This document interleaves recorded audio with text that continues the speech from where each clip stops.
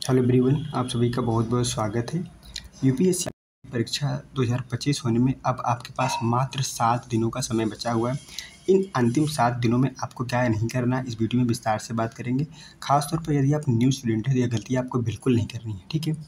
तो आइए शुरू करते हैं। सबसे पहले अगर बात करते हैं कि आपको इन 7 दिनों में क्या क्या करना है, ठीक है। आपको यहाँ पर रिवीजन करना है, टेस्ट लगाना है, या फिर यहाँ पर आपको यहाँ पर PYQs लगाना है। देखो, अगर आप न्यू स्टूडेंट हैं ना, अगर आप पहली बार देने परीक्षा जा रहे हैं तो आपने अभी तक साल भर जो भी चीज़ें पढ़ाई की है, ठीक है, आपने क्लास किया होगा, ठीक है, उसका नोट्स बनाया होगा। साल भर में आपने जो भी क्लास किया है, जो भी जिस भी सब्जेक्ट की, ठीक है, उसका नोट्स बनाया होगा। तो आपको क्या करना है, इन 7 दिनों में उसके इंपॉर्टेंट जो है टॉपिक्स हैं, उसको क्या करना है, आपको रिवाइज कर लेने हैं, ठीक है। क्योंकि अब आपके पास इतना समय नहीं बचा हुआ है कि आप पॉलिटी के जो है लक्ष्मीकांत लेके बैठ जाओ, और जो है लक्ष्मीकांत हो गई, और आपकी मॉडर्न हिस्ट्री की स्पेक्ट्रम लेके बैठ जाओ, क्योंकि आपके पास अब बहुत ही लिमिटेड समय है। 7 दिनों का समय बचा है। इसमें है कि वही गागर में सागर वाली बात है कि ये गागर है, उसमें आपको पूरा सागर यानी कि पूरा इससे यूपीएससी का सिलेबस जो है, इसमें आपको क्या करना है, भर देना, उसको रिवाइज कर लेना है, ठीक है।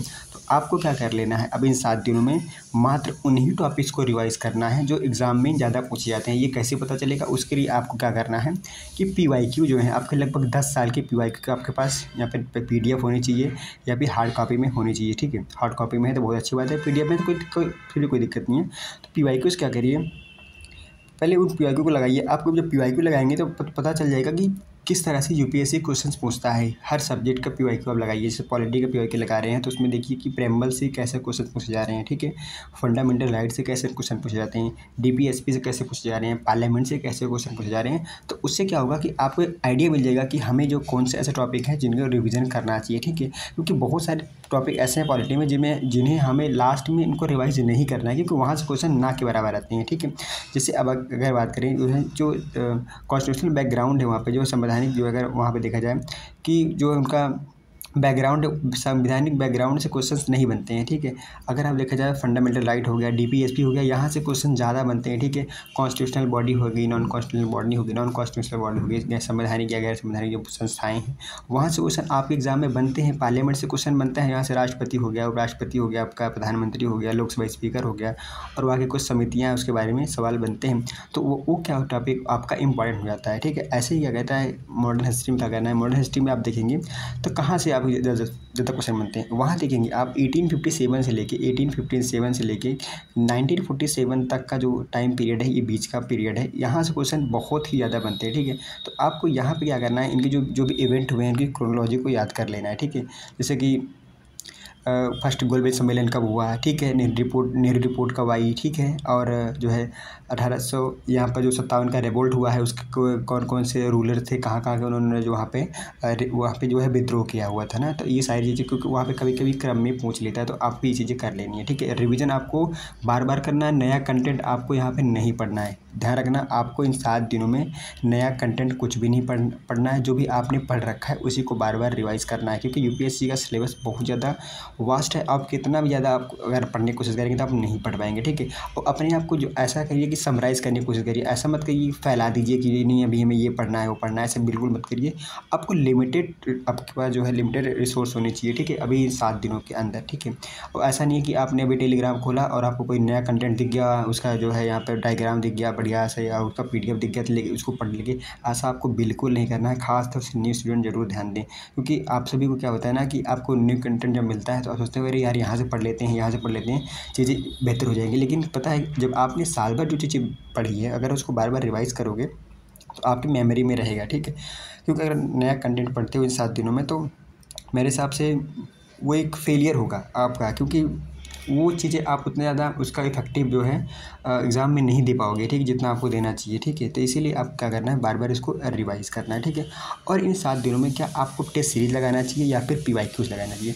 अगर जहाँ बात करूँ हम टेस्ट सीरीज़ की बात करें, टेस्ट सीरीज़ की, तो टेस्ट सीरीज़ आपको अभी इस समय नहीं लगाना चाहिए।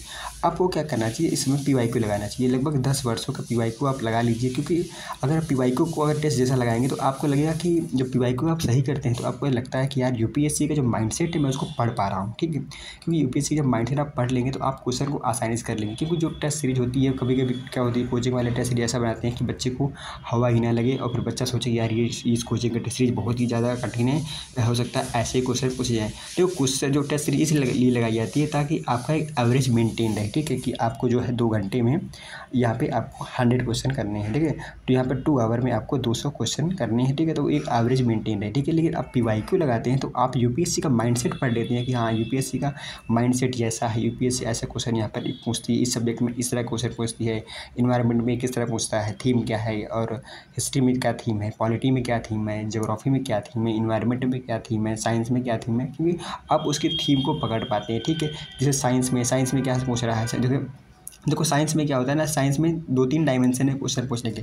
या तो वो पूछ लेगा कोई बीमारी है उससे रिलेटेड, मतलब कोई वायरस वगैरह है तो उसका पूछ लेगा, ठीक है। या फिर यहाँ पे कोई डिफेंस टेक्नोलॉजी से है, या फिर इसरो ने कोई यहाँ पे मिशन लॉन्च किया है, ठीक है, कोई सेटेलाइट लॉन्च किया है, ठीक है, वो जो है चाहे आदित्य L1 हो, ठीक है, चाहे गगनयान हो, चाहे चंद्रयान हो, तो इससे रिलेटेड यहाँ पर कुछ क्वेश्चन जो है पूछ लेता है, ठीक है। और बेसिक जो साइंस होती है, जनरल साइंस होती है, जिसमें आपके बॉडी के पार्ट्स होते हैं, उसके रिलेटेड जो भी क्वेश्चन यहाँ पे बन जाते हैं, है ना। तो इन 4-5 डायमेंशन से आपके क्वेश्चन बनते हैं, ठीक है। अगर जो करंट में बनता है वो कहाँ से बनता है, करंट में यहीं से बनता है। जैसे DRDO ने कोई जो है यहाँ पर हथियार बनाए हैं, ठीक है, और इसरो ने यहाँ पर कोई मिसाइल वगैरह, इसरो ने कोई यहाँ पर सेटेलाइट वगैरह लॉन्च किया है, तो उससे रिलेटेड आपके एग्जाम में ये बन जाते हैं, ये करंट अफेयर के क्वेश्चन होते हैं, ठीक है।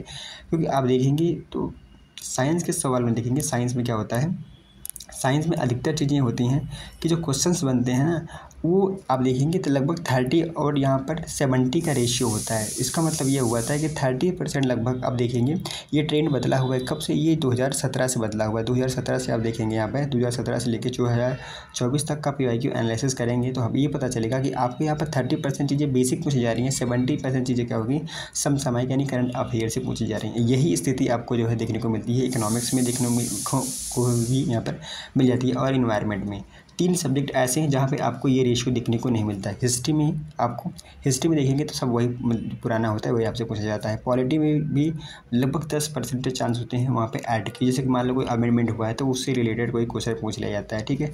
ज्योग्राफी में भी क्या होता है, लोकेशन वगैरह वाले क्वेश्चन वही आपके करंट से बनते हैं। अदरवाइज जितने भी क्वेश्चन बनते हैं सारे आपके स्टैटिक से ही बनते हैं, ठीक है। तो आपको इन 7 दिनों में क्या क्या करना है, आपको मल्टीपल टाइम क्या करना है, रिवीजन करना है। रिवीजन जितनी बार आप कर सको रिवीजन उतनी बार आपको कर लेना है। ध्यान रखना आपको सीसेट को भी हल्के में नहीं लेना है, सीसेट को भी प्रॉपर आपको समय देना है। यदि आप सोच रहे हो कि सिर्फ कॉम्प्रहेंशन से के दम पर हम सीसेट को निकाल लेंगे तो आप बिल्कुल गलत हैं। आपको रीजनिंग पे और मैथ पे भी थोड़ा थोड़ा ध्यान देना पड़ेगा, क्योंकि अब लगातार क्या होता है, कॉम्प्रहेंशन का, मैथ का, रीजनिंग का, तीनों का जो पूछने का ट्रेंड है आयोग का लगातार क्या होता है वो चेंज कर रहा है, ठीक है। अब ऐसे ऐसे क्वेश्चन पूछे जा रहे हैं, ऐसा लगता है कि वो IIT वगैरह वाले क्वेश्चन यहाँ पे ले आके डाल दे रहे हैं, और वहाँ पे लिखा हुआ है कि कक्षा 10वीं की हम जो है आपसे मैथ पूछेंगे, ठीक है। तो आपको क्या करना है, थोड़ा सा मैथ, थोड़ा सा रीजनिंग और थोड़ा सा कॉम्प्रहेंशन करेंगे तो आप बेहतर स्थिति में हो जाएंगे, ठीक है। और ध्यान रखना आप अगर एग्ज़ाम देने जा रहे हैं तो आपको ये पहले माइंड सेट मत बना के रखिए कि मुझे वहाँ पर जाके 80 क्वेश्चन करने हैं, 90 क्वेश्चन करने हैं, ऐसा नहीं करना है आपको। आप एग्ज़ाम में जाइए, आप पेपर, आपको जब सामने पेपर आएगा आप पेपर देखेंगे तो आपको जितने प्रश्न आ रहे हैं उतना प्रश्न जो है वहाँ उस अकॉर्डिंग आप जो है वहाँ पर डिसाइड करेंगे कि हमें 70 क्वेश्चन करेंगे या फिर 80 क्वेश्चन करेंगे। ऐसा नहीं है कि आपको पेपर नहीं आ रहा है आप यहाँ पे 80 प्लस 90 क्वेश्चन करके चले आइए। अरे भैया आपको पता है ना कि उसकी मेरिट कितनी जाएगी। अगर आप 50 क्वेश्चन सही कर देते हो पूरा आफ्टर नेगेटिव, ठीक है, अगर जो नेगेटिव काटे अगर 50 क्वेश्चन अगर आप सही कर देते हो तो आप पूरी आराम से क्वालिफाई हो। आपने देखा होगा कि 45 क्वेश्चन 48 क्वेश्चन आपका यहाँ पर कट ऑफ जाता है यूपीएससी का, ठीक है, क्योंकि बहुत सारे ऐसे बच्चे हैं वो सीसेट में ही फेल हो जाते हैं, ठीक है। तो आपको ज़्यादा यहाँ पर हवाबाजी करने की ज़रूरत नहीं है।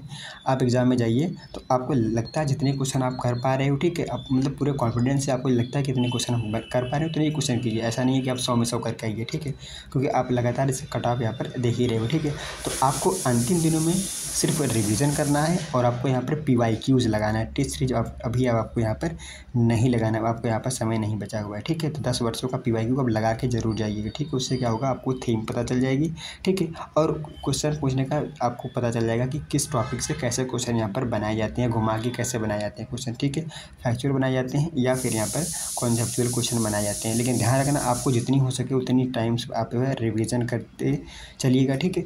और यहाँ पर ध्यान रखिएगा सीसेट को बिल्कुल हल्के में प्लीज़ मत लीजिएगा, क्योंकि हल्के में लेने वाले जो हिंदी मीडियम वाले बच्चे हैं वो सीसेट को हल्के में लेते हैं, इसी वजह से वो सीसेट फेल करते हैं। यही कारण है कि वो कहते हैं कि हमारा हिंदी मीडियम से सिलेक्शन नहीं हो रहा है। अरे भैया, इसीलिए सिलेक्शन हिंदी मीडियम से नहीं हो रहा है क्योंकि क्या है कि बच्चा सीसेट में फेल हो जाता है, जीएस में अच्छा करके आता है, जब मेंस में कहते नहीं प्री में कहते हैं कि हिंदी मीडियम, देखो medium is not barrier, medium आपका बैरियर नहीं है, क्योंकि आपको जो प्री होता है, प्री में चाहे आप अंग्रेजी में अंग्रेजी वाला पढ़ के टिक करो, चाहे हिंदी वाला पढ़ टिक करो, उसमें आपको टिक ही तो करना है, गोला ही भरना है। लेकिन आपको मेंस में क्या होता है, मेंस में मीडियम मायने रखता है कि, लेकिन जब आप हिंदी मीडियम से जब आप प्री पास ही नहीं करोगे तो मेंस में कहाँ से जाओगे।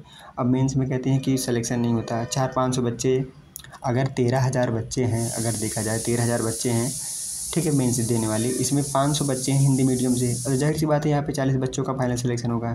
तो कहते हैं हिंदी मीडियम का यहाँ पर रिजल्ट जो है लगातार गिरता जा रहा है, लगातार गिरता नहीं जा रहा है। आप लोग क्या है उसका जो है यहाँ पर ठीक से इसके प्रिपरेशन ही नहीं कर रहे हो, यहाँ पर सीसेट को हल्के में ले लेते हो। सीसेट तो आप सीसेट को ऐसा लेते हैं कि उनको लगता है सीसेट तो हवा में निकाल देंगे जो है, क्योंकि कॉम्प्रहेंशन वाला जो मैटर है उसको हम आराम से सॉल्व कर देंगे। मैथ रीजनिंग पे बिल्कुल ध्यान ही नहीं देंगे, उनको लगता है कि 28 क्वेश्चन 30 क्वेश्चन कॉम्प्रहेंशन से आता है, उसी को करके यहाँ पर हम आगे बढ़ जाएंगे। तो ऐसा आपको इस बार नहीं करना है, इस बार आपको हिंदी मीडियम का रिजल्ट बेहतर करना है, तो आपको रिविज़न अच्छे से करके जाना है, पीवाई को अच्छे से करके जाना है, सीसेट को भी ध्यान से करना है, ठीक है। आप सभी को एग्ज़ाम की बेस्ट ऑफ लक। आप अच्छे से पढ़ाई करते रहिए, ठीक है। Thank you so much.